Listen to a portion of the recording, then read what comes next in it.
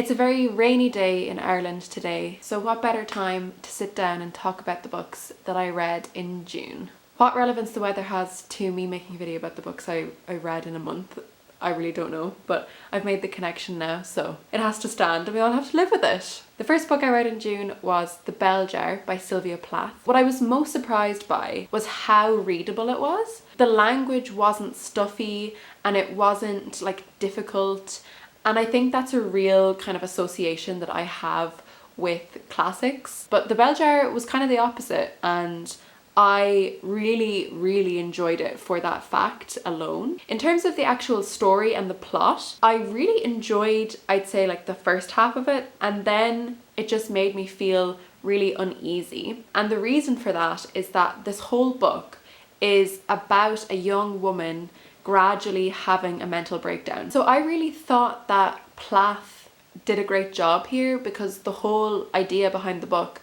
was to chronicle a mental breakdown, and that's never going to be an easy thing to read about. And so I think she achieved what she set out to achieve here. But I suppose just from an enjoyment and entertainment point of view, I think I just overall felt too unsettled by it to really feel like, hey, I loved that book, you know? And so ultimately for The Bell Jar, I gave it 3 stars. The second book that I read in June then was Foster by Claire Keegan. So Foster is a novella about a young girl living in rural Ireland, and she comes from a family who seem to be fairly poor and also have a lot of children. So her parents don't really have that much to give her in terms of emotional support or financial support. And so as a result of this, she is fostered by another Irish couple, and she lives with this couple for a few months. I think it was over a summer.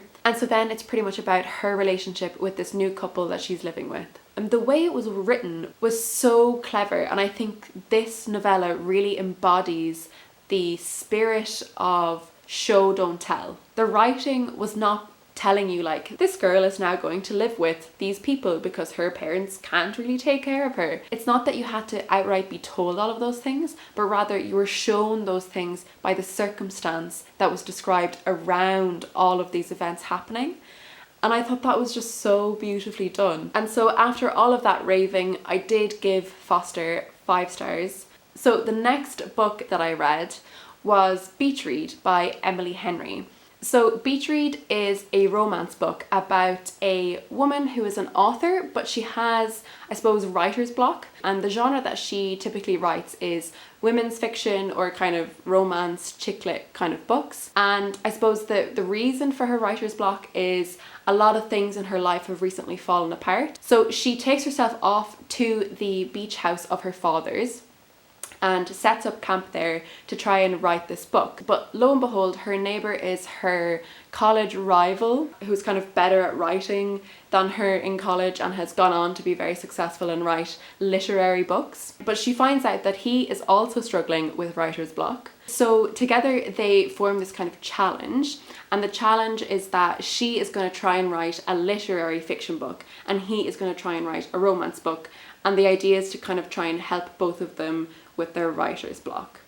And of course, it's a romance book, so you can deduce what happens. This book for me was only mediocre, unfortunately. I really enjoyed the reading experience, and honestly, there wasn't really anything wrong with it. It just didn't hit me in the gut. It didn't give me any proper emotion. So I ended up giving this book 3 stars.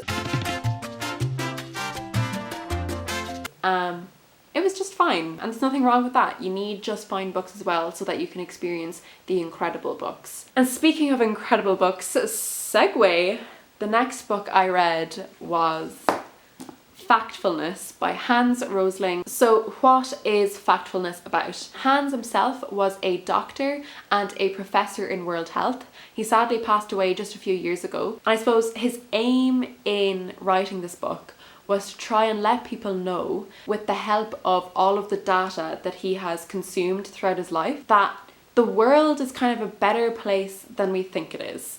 As it says on the book, 10 reasons we're wrong about the world and why things are better than you think.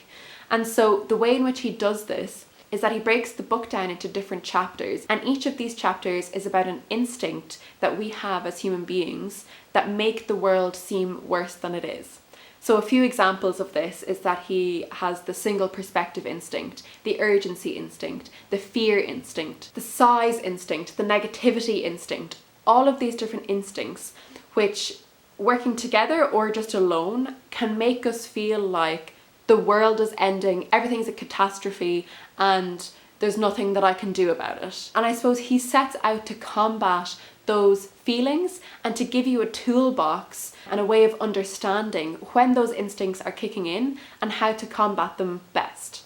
And I suppose the whole kind of thesis statement is that the best way to combat them is to keep yourself educated with up-to-date, factual, data-driven information. What I absolutely loved about this book is how it encouraged a sense of humility within the reader.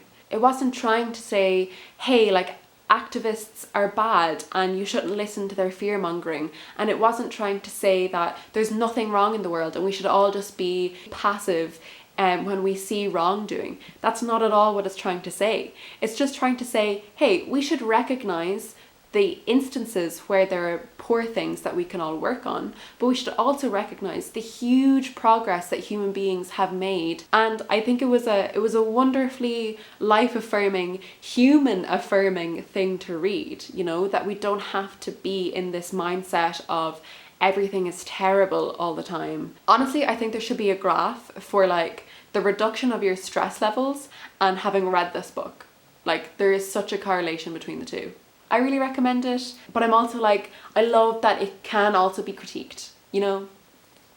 Honestly, I don't think this is a rateable book for me, so I haven't given it a rating yet, and I still don't feel like giving it one. It was just like a really good book and a manifesto for living that I highly, highly recommend, and I don't think it needs a rating. So that's the tea on that. So those are the books that I read in June, fewer books than the last 2 or 3 months. Okay, I don't really have much else to say other than thank you for watching. Bye.